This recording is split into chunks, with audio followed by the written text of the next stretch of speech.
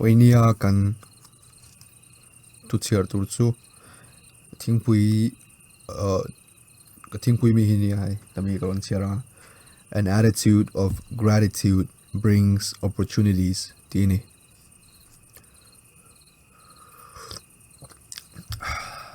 when I join in podcast number 2 ania patina voinia ka soidu voinia ka topic ron soitur chu USM zo omdan ti ania USM zo omdan ti hianin USM zo zong omdan ti ani lawa tiang chu asan soi ngai na po omlawa mi zong omdan chu nang bek don lawa ti chuanin USA omrei to tak thlengma sa te kang bo ron soi don lawa tu ni chu ron soi tu chu eta omho tlang phui USA a mizo tamzo omdan ani mai chu chuan ani ho hi tlang phuin refugee status arong kalania heta hianin tu chu parmarama tangin ania antu kumnge rong kaltran ka chu khasia lo amara chu rong kalma sa pon oma first generation ho apo hin rong kalma sa oma rong kalma sa ho ka chu tangai dana chunin mana rongal wi chu lekha pon thiam tlang pui lekha zero education lekha han thiam an thiam ti la lekha an zero sang tlang pui education lama po ni se chuan tu na mi tamzo kho wi chu an zero sang lutuk lo lom an se min shil ba ze hi chu kolama pol som pas har to hui min shil zia no zero sang we pa ai po ma se ani hi chuan tlem ma wangin ka soi ton khan tlem le chip chia zong chuan hun kan nei don lawa soi ai na po lo chu tiang chuan chu wang ani kan generalize thin atlang pui van tlang angin kan soi mai athil hi like experience ka thil ton nen angin karon soi mai dona mi zong a chip chia ang tan chuan thil ka soi to re aponi se ama sa aponi se le thil ka zel tur aponi se tlang pui avan tlang ang kan soi mai an ne no ang hi chu soi vek ngai na omlo athil America rama until di dan trin khat soi bo hi mi tren khat chuan in mi zong in anti trin angin in lo ngai karinga ma se kha tenga ani lowa tekinanin mi pa hi mei chia ai nan sang zo kan dita adik tlang pui ni amara chu mi pa zong mei chia zong ai nan sang chuang lo kan pom tho adik angin kha tiang tho khan ni generalize kan ti chu first generation ka ti umzia chu anman hi first generation dita se anman hi brahmaram changaron pema tlang puin first ania chun anman hi fa te heta hen fa te non ya ti khan an fa te chu second generation ngani to main chu ain tha chuan chu ti khan an tu te chu third tha chong zela ka mo chuanin first generation kan ti ho hi an lo om rei lawa bokina USA a hian tamzo ke chu an ron la kal na hi arei lu tuk lo ti la kumsom hi noilam isu tamzo ko chu ni do va kanga ti chuan chumi kan mani chungchang karon lu thum an mani chungchang karon lu thui ma hianin mizo omdan tran khat le mizo in USA ngai dan tran khat karon soi zok nga chung te chu mi hianin USA America raman ti hianin keibo kan thina pui tour han ka ngai ngal ro ta ma pe ka chuanin apui chu pui o khovela tuna taki chuanin khovela ram hausa le no thili thaiber chu ni tuna taki chuan film movies entertainment kan mu khalama kan mu na satho tam tak po hi helama tang ron chuak ania America ram chu ngai sa tlang buin an thil ti dan te po kan copy ata tillar te po larve theta tillar that trending kan ti na po hi no kan lo ching ve zel in ka hria kan lo enton ve zel America rama chuan mi zo ho chu threat ang khanin chungte na mo an tam na lai mi tam na lai hian kan om khom tlang puya chung te po an lo chung te le mer hriat te po an lo om nge ati kha chun ti khan thleng thal te po an ko ve zel ta le na tam na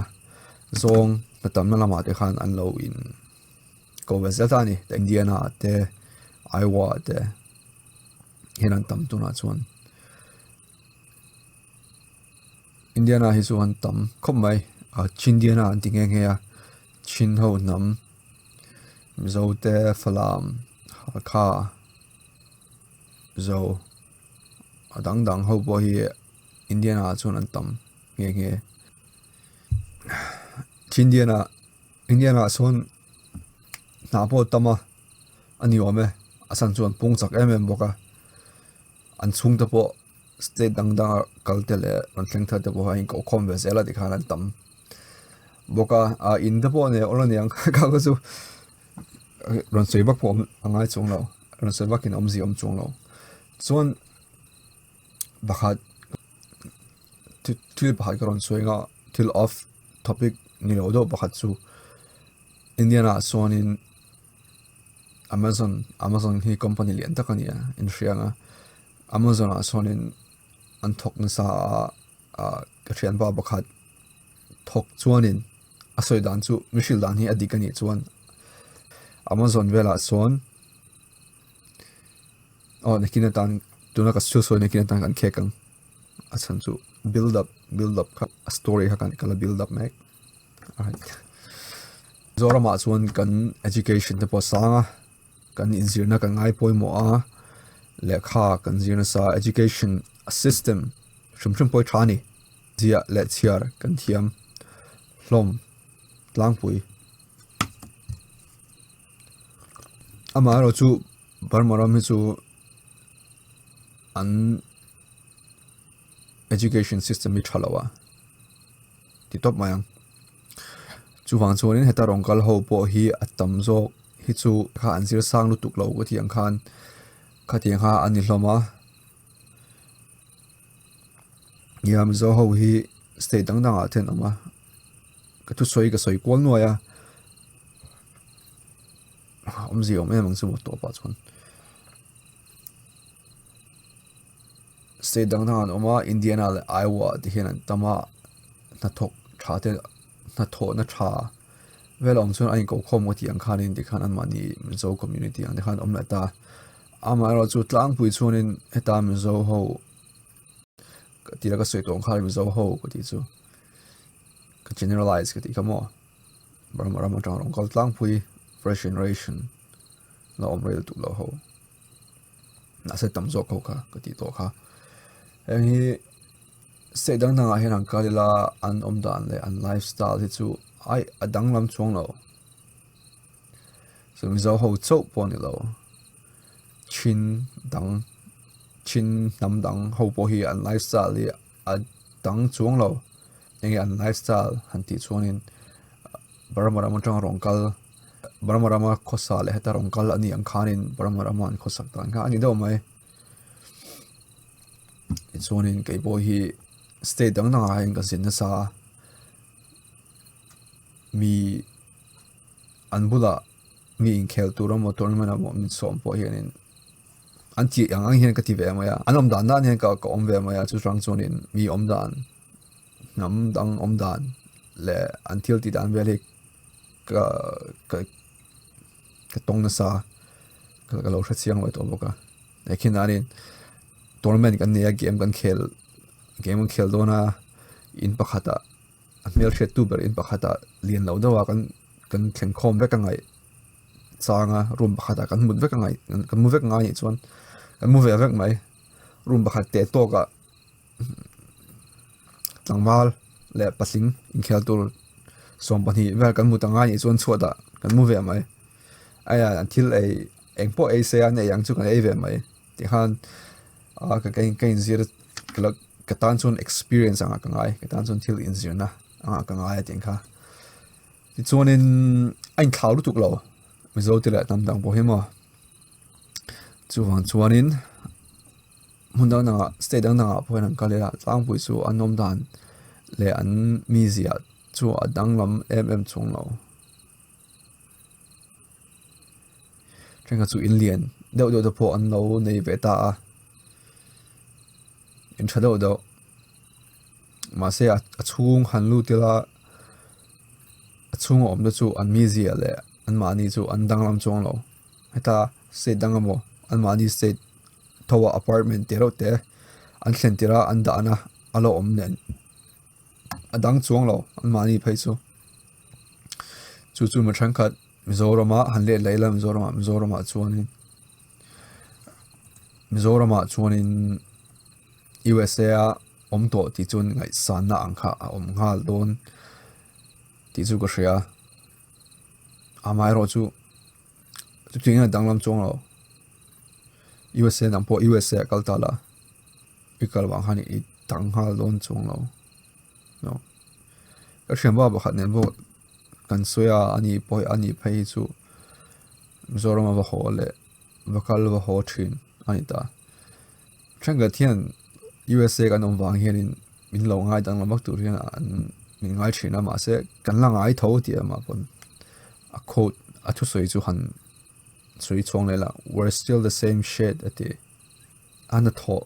etan onkal hi education an nei lu tuk lo ti ang khanin tamzo ki chu school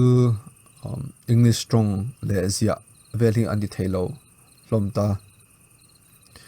chuan na train khat phei chu na tam tak phei chu an thok thelo ni na bi ki angai thina a him zo chian ni lawin chin nam dang ho po hian ni deuh tlang buya an in thlau chung lawa eta chuan train khata chuan artal na tiang te physical kut na tho hi angai ni tlang pui trong vak ngai lo sap trong mo lo sa trong thiam mo lo train ka chu ta trong let te pon omve neuwa tiang ta ni chuan amar ju tam jok ta ni chuan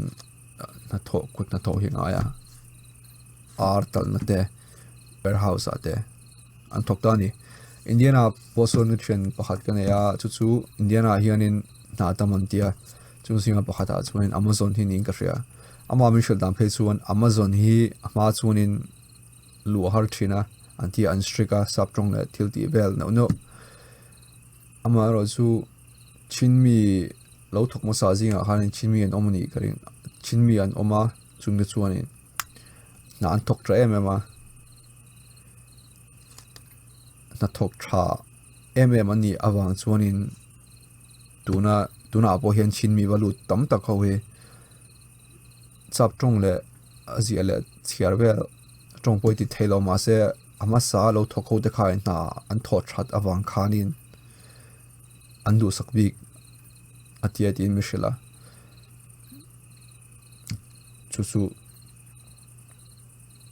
chu nia atira lo thok ma sa te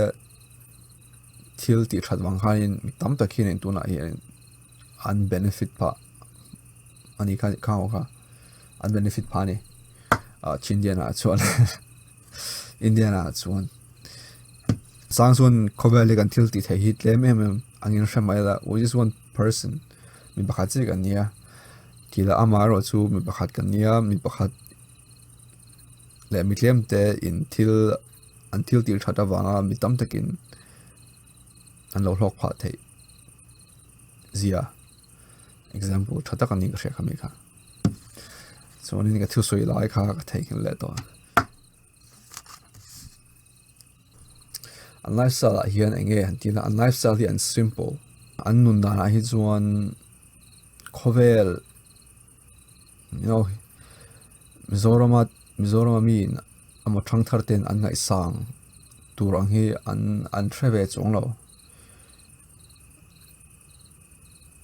celebrity semo celebrity gossip amo tunge inthana tunge in ngai zonga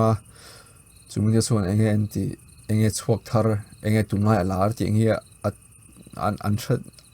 an poisak chunga thravelo ka kham Mizorama tam tak choni hrezo kanga karing nan chuanin media vel lampanga hian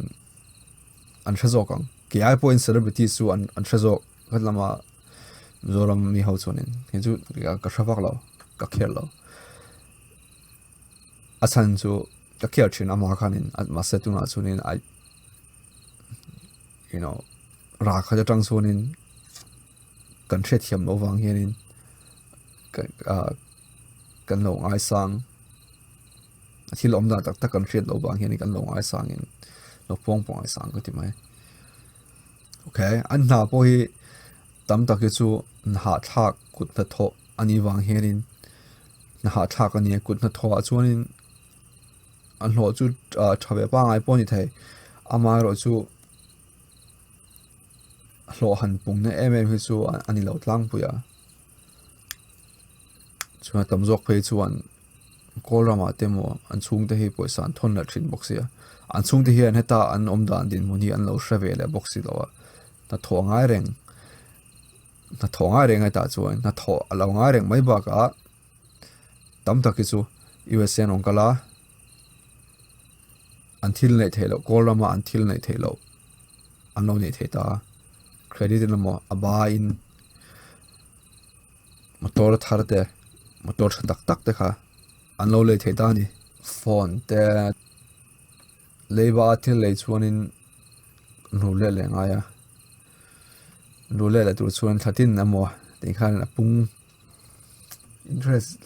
interest ne nga chun soi ngai tok song lo apung te kha pek le nga ya okay chu dekin nanin an lo kha thabe pa ngai poni se an lo tang khan thatin lo tang hian thil chuak hi angai tam lu tuk America rama chuanin thil ne no hi pek tam angai lo tang in tax in the boxi so kar hian pek chuak tur hi tam tu ka car te mo phone bill in ni se in bill may electric internet at I'm bel com here at low tam dul tu ga consumerist culture ani box here till business in advertisement pon is mi leitur hian in a kan thoka hian an nem thla ga ti mai fakna chitin reng psychology mangin an mang thiam box here chu til sum chuak hi tam em a dora pokal kalila leitur hi tam le em boka chu tam tak chuanin kolrama te an chung te poisa te thon le tambok nen sum chu in dai chu har ve le tho nongai tu sum sen le budgeting vel thiam lo phei chuanin an chung te kolrama mo hian an thathiam lo in kar an thathiam pik lo in kar heta sum chuak ngai tam le na tho tam angai zia sum in dai po har zia hi an thathiam lo in ka ria zo heta tam zo ki chu community khat anga om ani wang hianin midang hin po lo midang an po lo ko ti chuanin chinmi chu lo in po ni se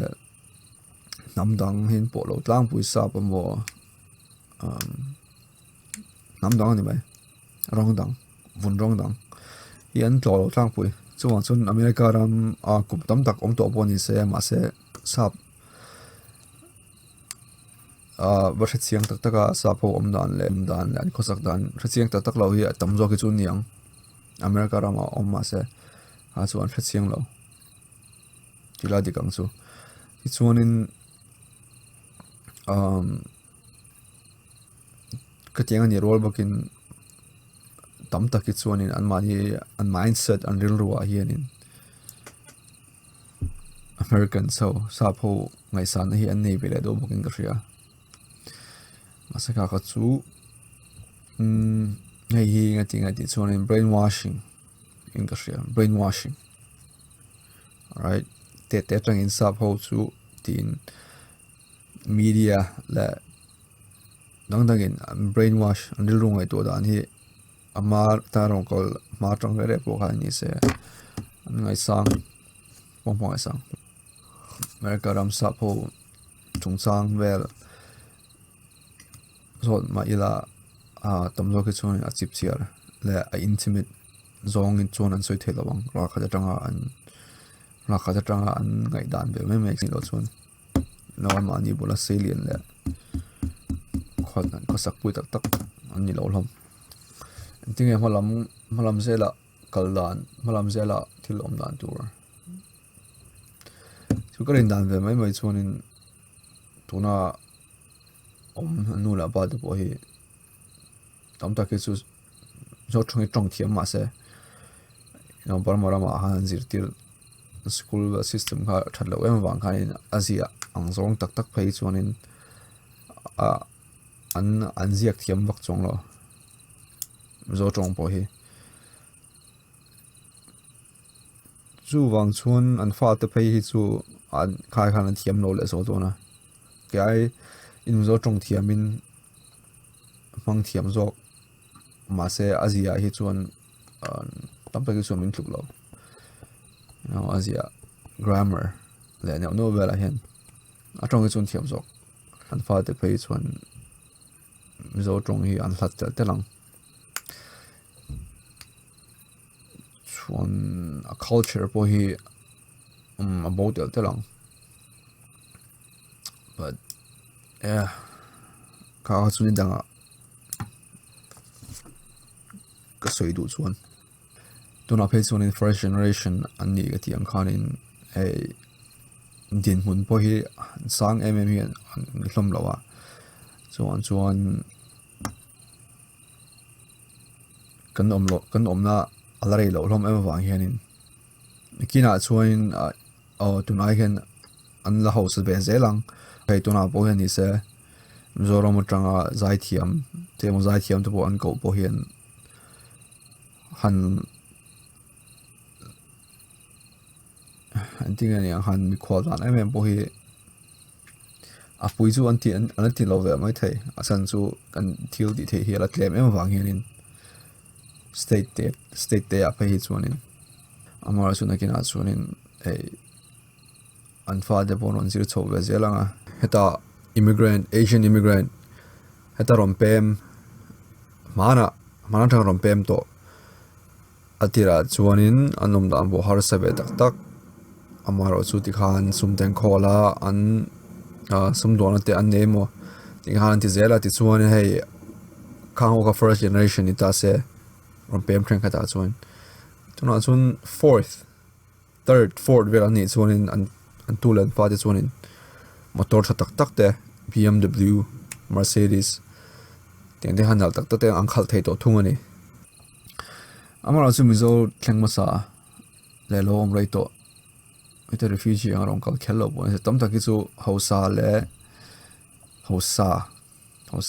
ti la hai om ve thei tak tak educated do om ve thei om mara chu tuna chun kha ngo chu a minority han ti la claim te ho chu chuan kina chun ala dang cho ve zelang karing chuanin Mizoram mizo anti ho le heta mizo ho po hi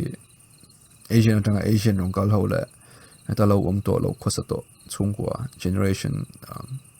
tam ve do tam tak te an import thei to lo wang hianin te hala ni ve zelang tuna po yan import chung lo na po yan an import chung lo ai ang chung lo ka she Mizoram mizo ho le heta mizo ho chu chuan na thoni mai ta chuan an ni tan chuanin na tho chuan tam ta ki chuanin an thil om dan vel hi an hop sam vak lo an don me reina ai ang hiren ang shia na tho hi han in son promote vak na hi chance om lo wang na tho na hi an ning ve khop mai tam tak phei chuan amaro chu atong ti thei boxi do ani tang chun la harveria maro chu nakina an faten on lien chowe zelanga a thave zel tura chun ngai la tuna om ban taki chun Mizoram mizo ho chu an educated zoka sap tong pon thiam zoka atong azia lekha sir lamre re chu an thiam zoka